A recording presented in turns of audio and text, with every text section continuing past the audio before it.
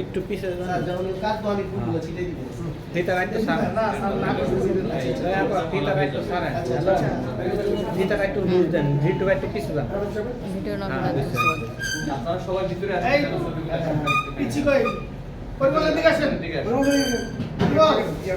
সবাই এদিকে তাকায়, ম্যাডাম এদিকে তাকায়।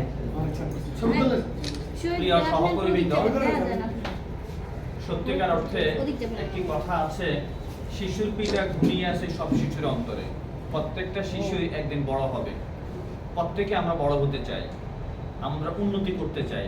ঠিক প্রত্যেকটি অফিসিয়ালি কার্যক্রমেরও এই যে একটি ধারাবাহিকতা থাকে। আমাদের প্রতিষ্ঠানে প্রথমত যখন কোথাও একটা অফিস হয়, তখন সেই অফিসটাকে বলা হয় ইউনিট অফিস অথবা এজেন্সি অফিস।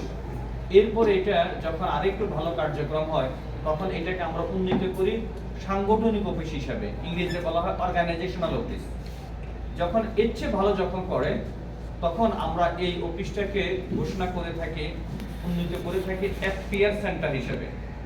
বর্তমানে এই অফিসটাকে এফপিআর সেন্টারে রূপান্তর করা হয়েছে, উন্নীত করা হয়েছে।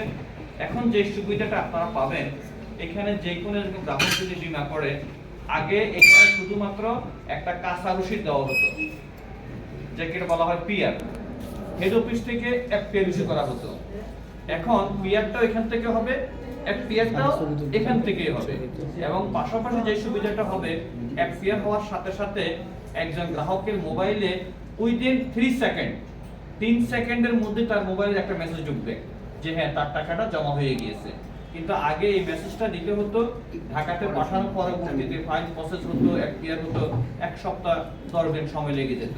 কিন্তু এখন ইচ্ছে করলে আপনাদের যে কোনো গ্রাহক, আপনি তাকে বলবেন যে আপনি বসেন, চা খান, এই চা খেতে খেতে ইনশাআল্লাহ তার মোবাইলে এখন মেসেজ চলে যাবে। হ্যাঁ, তাহলে আমরা কি আগে থেকে এগিয়েছি না পিছিয়েছি? এগিয়েছি। ইনশাআল্লাহ আমাদের এই কাজের ধারাবাহিকতা বজায় রাখতে হবে। আর তার অংশ হিসেবে এটা মনে করি আমি আপনাদেরই পরিশ্রমের ফসল। আপনারা সবাই ভালো কাজ করেছেন বিদায় কর্তৃপক্ষ আপনাদেরকে এফপিএস সেন্টারে উন্নীত করেছেন। আমরা আল্লাহ সুবহানাহু ওয়া তাআলার নিকট তার রহমত কামনা করে আপনাদের সকলের সহযোগিতায় আমরা সেই এফপিএস সেন্টার এখন উদ্বোধন করতে যাচ্ছি। আনুষ্ঠানিকভাবে আমার সাথে সহযোগিতা করার জন্য আজকে দুইজন যে বিশেষ অতিথি রয়েছেন, সভাপতি আছেন, আমি তাদের সবাইকে আহ্বান জানাচ্ছি।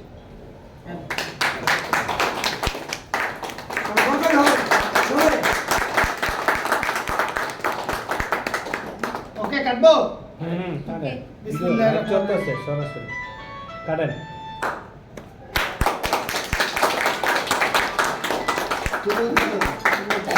আলহামদুলিল্লাহ, এটা আপনাদের পেজে ছেড়ে দিবেন, এগুলা লাইভ করে ভিডিও করে।